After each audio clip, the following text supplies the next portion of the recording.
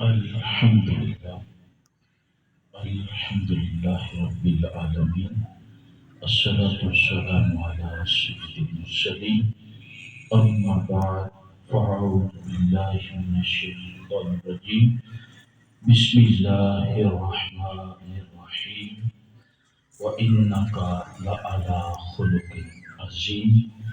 صدق الله مولانا العظيم وصدق رسوله النبي الكريم. إن الله وملائكته يصلون على النبي يا أيها الذين آمنوا صلوا عليه وسلموا تسليما. الصلاة والسلام عليك يا رسول الله وعلى آلك وأصحابك يا حبيب الله. الصلاة والسلام عليك يا شفيع المذنبين وعلى آلك وأصحابك يا خاتم النبيين. الصلاة والسلام عليك يا روح جسد الكونين وعلى آلك وأصحابك يا جد الحسن والحسين. خالق ارض و سما کا کروڑا بار شکر ہے کہ جس مالک نے ایک ماہ کے بعد ہمیں پھر یہ سعادت عطا فرمائی کہ ہم اس کے ذکر کی اس بزم میں حاضر ہیں. اللہ تبارک و تعالی آپ تمام ساتھیوں کا یہ ٹائم نکالنا اور تشریف لانا، جن ساتھیوں نے پیار خلوص سے کام کیا، اہتمام کیا، اللہ سب کی کوششوں کو اپنی بارگاہ میں شرف قبولیت عطا فرمائے اور سب کو دارین کی سعادتیں، رفعتیں، برکتیں نصیب فرمائے. حضرت گرامی قدر، آج کا جو موضوع ہے وہ نبی پاک، نعرہ رسالت، نعرہ تحقیق، نعرہ حیدری. ہماری بزم میں علماء کرام تشریف لائے، دل کی اتھا گہرائیوں سے خوش آمدید کہتے ہیں. میں بات عرض کر رہا تھا کہ آج کا موضوع نبی پاک صلی اللہ تعالی علیہ وآلہ وسلم کے اخلاق حسنہ ہے. اللہ تبارک و تعالی نے 29واں پارہ سورہ قلم کی آیت نمبر 4 میں ارشاد فرمایا، وَإِنَّكَ لَعَلَىٰ خُلُقٍ عَظِيمٍ، بے شک آپ خلق عظیم پر ہیں. حضرت گرامی قدر، نبی پاک صلی اللہ تعالی علیہ وآلہ وسلم کے اخلاق کو اللہ نے عظیم فرمایا ہے. نبی پاک صلی اللہ علیہ وسلم کے اخلاق کس طرح کے تھے؟ ٹائم بہت کلوز ہے، لمبی چوڑی بات نہیں ہو سکتی، فقہی درس بھی ہونا ہے تو بہت مختصر ٹائم ہے. تو میں ایک دو نظارے آپ کو حضور کے اخلاق حسنہ کے کروانا چاہتا ہوں. حضرت ابو ہریرہ رضی اللہ تعالیٰ عنہ آپ بیان فرماتے ہیں کہ ایک دفعہ کریم آقا صلی اللہ علیہ وسلم آپ بھی مسجد میں تشریف فرمائیں، آپ کے چند صحابہ کرام، ایک اعرابی آتا ہے، دیہاتی سا بندہ آتا ہے اور وہ مسجد میں آ کر بیٹھتا ہے. اسے حاجت ہوتی ہے پیشاب کی، وہ مسجد کے اندر ہی ایک سائڈ پہ کرنا شروع کر دیتا ہے. صحابہ کرام جب دیکھتے ہیں انہیں غصہ آتا ہے اور اس کی طرف بڑھنے کی کوشش کرتے ہیں. حضور نبی صلی اللہ علیہ وسلم روک دیتے ہیں. حضور فرماتے ہیں رک جائیں. جب وہ اپنی اس حاجت سے فارغ ہو جاتا ہے، حضور نبی رحمت صلی اللہ علیہ وسلم اسے پیار سے اپنے پاس بلا لیتے ہیں.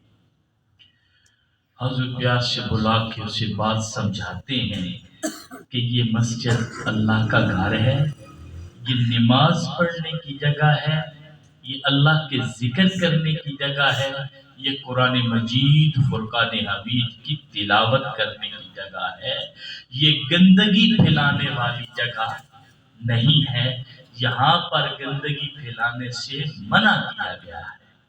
پیار سے حضور نبی صلی اللہ علیہ وسلم نے منع فرمایا۔ حضرت گرامی قدر میرے کریم آقا صلی اللہ تعالی علیہ وآلہ وسلم کا، اب اس ٹاپک کو میں اس لیے لیتا ہوں، یہ نہیں کہ میں کوئی اچھی اخلاق والا ہوں، میں اپنے اندر جو بہت زیادہ کمزوری سمجھتا ہوں میں اس موضوع کو لینے کی کوشش کرتا ہوں تاکہ میرے ذہن میں بھی یہ چیزیں آئیں اور کچھ دن یاد رہے اور میں کوشش کروں سنورنے کی۔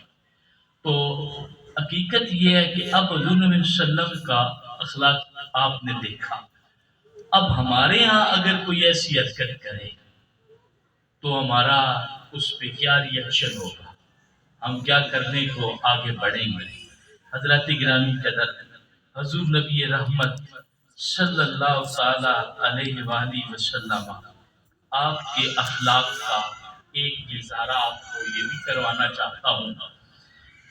آپ اسلام کی تاریخ سے واقف لوگ ہیں جو تشریف فرما ہے، آپ جانتے ہیں مکہ والوں نے نبی پاک صلی اللہ علیہ وسلم کو کتنا ستایا، پریشان کیا، گندی اوجھڑیاں نماز پڑھتے ہوئے کریم آقا کے اوپر پھینک دی۔ کون سا ایسا مظالم ہے جو حضور پر اور حضور کے غلاموں پر مکہ والوں نے نہ ڈھائے۔ حضرات گرامی قدر حضور نے ہجرت کی، شعب ابی طالب میں آپ کو محصور رکھا گیا۔ جس وقت حضور نبی صلی اللہ علیہ وسلم فاتحانہ انداز میں آئے ہیں، اب وہ سارے ظلم کرنے والے لوگ سارے اب موجود ہیں، سارے موجود ہیں، لیکن میرے کریم آقا صلی اللہ تعالی علیہ وآلہ وسلم کسی سے کوئی بدلہ نہیں لیتے۔ حضور انہیں ارشاد فرماتے ہیں کہ آج تم لوگ میرے حوالے سے کیا توقع رکھتے ہو، آج میں تمہارے ساتھ کیا کروں گا؟ تم لوگوں نے جو مجھے طائف میں زخمی کیا، اوباش لڑکے میرے پیچھے لگائے، میرے مذاق کیے، میرے سچے دین کا مذاق اڑایا، مجھے پتھر مارے، مجھے لوحال کیا، لوگوں سب کچھ کیا، آج بتاؤ میں کیا کروں گا، میں کیا کروں گا؟ انہوں نے کہا نبی کریم، آپ کریم نبی، آپ کریم بھائی ہیں، کریم باپ کے بیٹے ہیں، ہم آپ سے آج آپ ہمارے اوپر غالب ہیں، لیکن ہم آج بھی آپ سے کرم کی امیدیں رکھتے ہیں، آپ ہیں کریم۔ حضور نبی رحمت صلی اللہ تعالی علیہ وآلہ وسلم نے اتنے مظالم کرنے والوں کو بھی اس دن میرے کریم نے کرم فرما دیا، سب کو معاف فرما دیا۔ حضرات گرامی قدر میرے کریم آقا صلی اللہ تعالی علیہ وآلہ وسلم دیکھتے ہیں ایک بوڑھی سی مائی سامان باندھ کے نا تو بیٹھی ہوئی ہے اور سامان وزنی ہے، اٹھا کے چل نہیں سکتی۔ نبی پاک صلی اللہ علیہ وسلم تشریف لے آتے ہیں، حضور فرماتے ہیں کہاں جانا ہے؟ یہ سامان میں اٹھا کے پہنچا دیتا ہوں۔ وہ کہتی ہے بیٹا میں اس جگہ کو چھوڑنا چاہتی ہوں، مجھے یہاں سے دور چھوڑ کے آؤ۔ حضور نبی صلی اللہ علیہ وسلم نے سامان اٹھا لیا، اٹھا کر لے جا رہے ہیں اور راستے میں وہ بوڑھی باتیں بتاتی جا رہی ہے، جا اس لیے رہی ہوں، یہاں سنا ہے ایک بندہ ہے جس نے نبوت کا اعلان کر دیا ہے وہ جادوگر، اور ایسا جادوگر ہے جو اس کا کلام سنتا ہے دیوانہ ہو جاتا ہے، جو اس کو دیکھتا ہے اس کے قدموں میں سر رکھ دیتا ہے، ایسا اس کا جادو اس کے اوپر چل جاتا ہے تو وہ ہمارے بتوں کے خلاف باتیں کرتا ہے اور انہیں کہتا ہے کہ یہ بت ہیں، تو میں اپنے دین کو اپنے مذہب کو بچانے کے لیے یہاں سے جا رہی ہوں۔ حضور نبی صلی اللہ علیہ وسلم اس کی اپنے خلاف اس کی باتیں بھی سنتے جا رہے ہیں، اس کا سامان بھی اٹھایا ہوا ہے، اس کو اس کی منزل پہ پہنچا رہے ہیں۔ میرے نبی کے اخلاق کے عالیہ کا اب اندازہ لگائیے، جب اس کی منزل پہ پہنچاتے ہیں، سامان رکھتے ہیں، تو وہ بڑھیا کہتی ہے، اے جوان تو اتنا اچھا ہے، اتنا حسین ہے، اتنا پیارا ہے، اپنا نام تو بتاتا جا۔ حضور نبی صلی اللہ علیہ وسلم متبسم ہوئے اور کہا، مائی جس سے پریشان ہو کے بھاگی ہے نا وہاں سے، میں وہی محمد ہوں، میں وہی محمد ہوں۔ کہا تو وہی محمد ہے، لوگ پھر غلط کہتے ہیں، تو سچا ہے، مجھے بھی وہ کلمہ پڑھا دے، میں بھی مسلمان ہوں۔ یہ میرے کریم آقا صلی اللہ تعالیٰ علیہ وآلہ وسلم کے اخلاق ہیں۔ حضرات گرامی قدر، حضور کی بارگاہ میں حضور کی بارگاہ میں چند ایک مہمان حاضر ہوتے ہیں۔ نبی پاک صلی اللہ علیہ وسلم اپنے صحابہ میں ارشاد فرماتے ہیں کہ ایک ایک مہمان لے جائیے اور اس کی خدمت کیجیے۔ سارے صحابہ نے ایک ایک مہمان اپنے ساتھ لے لیا۔ ایک آدمی جسے کوئی بھی نہ لے کے گیا، اس کو نبی پاک صلی اللہ علیہ وسلم اپنے حالے میں، حضور نبی صلی اللہ علیہ وسلم نے اسے دودھ پیش کیا، کھانا دیا اور اسے ایک حجرے میں الگ سونے کے لیے جگہ عطا فرمائی۔ اب وہ حجرے کے اندر ہے اور نبی پاک صلی اللہ علیہ وسلم کی کسی خادمہ نے اس کا باہر سے بند کر دیا۔ کھانا اس نے بہت زیادہ کھا لیا اور وہ کھانا زیادہ کھانے میں مشہور بھی بہت زیادہ تھا۔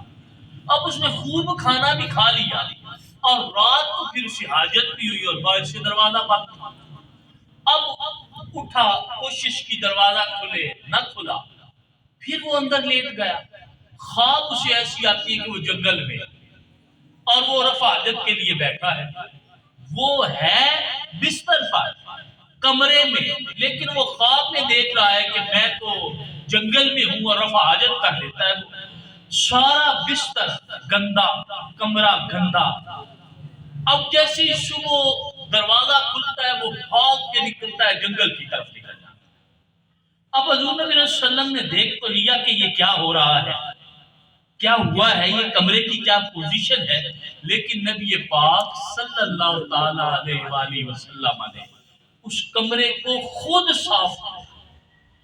حضور صاف کر رہے تھے، وہ گیا، کچھ دیر بعد اسے یاد آیا کہ میرا تو وہاں پر تعویذ رہ گیا ہے۔ وہ اپنا تعویذ لینے کے لیے جب واپس آتا ہے تو دیکھتا ہے حضور نبی رحمت صلی اللہ علیہ وسلم اس غلاظت کو حضور صاف کر رہے ہیں۔ آپ کا جب یہ انداز دیکھتا ہے وہ کلمہ طیبہ پڑھ کر مسلمان ہو جاتا ہے۔ حضرات گرامی قدر، میرے کریم آقا صلی اللہ تعالیٰ علیہ وآلہ وسلم آپ کے اخلاق حسنہ سے لوگ اسلام کے اندر داخل ہوئے اور حضور نبی رحمت صلی اللہ علیہ وسلم کی بارگاہ میں ایک بار سوال کیا گیا، یا رسول اللہ صلی اللہ علیہ وسلم اخلاق حسنہ کیا ہے؟ تو میرے کریم آقا صلی اللہ علیہ وسلم نے یہ آیت کریمہ تلاوت فرمائی۔ حضور نے ارشاد فرمایا، خذ العفو وامر بالعرف وَأَعْرِضْ عَنِ الْجَاهِلِينَ۔ حضور نے صلی اللہ علیہ وسلم نے ارشاد فرمایا کہ اے محبوب، معاف کرنا اختیار کرو، معاف کرو اور بلائی کا حکم دو اور جاہلوں سے منہ پھیر دو۔ یعنی بلائی کا حکم دے اور جس سے غلطی ہو اسے معاف کریں اور جاہلوں سے منہ پھیر لیں۔ کیا مطلب کہ جاہلوں سے تعلق ختم کر دیں؟ نہیں، ایسے نہیں۔ جاہل اگر کوئی ضد پہ آ جائے، اڑ جائے، تو اس سے اڑے نہیں، باس و باسا نہ کرے، بلکہ اس سے ہٹ جائے۔ یہی اخلاق حسنہ ہے۔ حضور نبی رحمت صلی اللہ علیہ وسلم نے ارشاد فرمایا، حضرات گرامی قدر، حضور نبی صلی اللہ علیہ وسلم نے ارشاد فرمایا کہ حسن خلق یہ ہے کہ قطع تعلق کرنے والوں سے صلہ رحمی کرے اور جو تجھے معروم کرے تو اسے عطا کرے اور جو تجھ پر ظلم کرے تو اسے معاف کرے۔ یہ صلہ رحمی، یہ اچھا اخلاق ہے۔